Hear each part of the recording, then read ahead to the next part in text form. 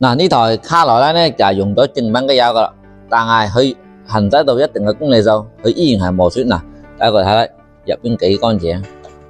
咁啊，佢而家嘅故障點咧就係着車嗰時候，噠噠噠噠咁樣喺動車嗰時候，嗱，經我哋發現原來係呢啲液壓頂啊，係全部冇咗彈力。咁我哋就更換一套液壓頂，跟住就順便換埋套正時鏈條。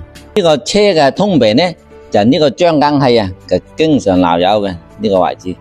咁啊，你想拆呢個張緊器，如果你唔拆呢個落嚟，一拆鬆呢度咧，入邊嘅正時鏈係跳柱嘅，所以我哋如果係要更換呢個張緊器嗰個墊片啊，就比較麻煩咧。咁啊，要成個蓋拆落嚟。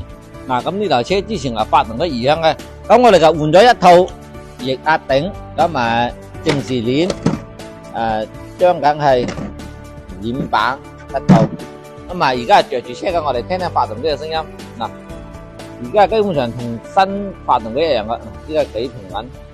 所以我哋維修發動機只需要針對性去維修，你唔使驚話拆咗之後佢就唔靚啦。依家基本上同新嘅一樣啦。咁啊，依家呢台車就搞咗。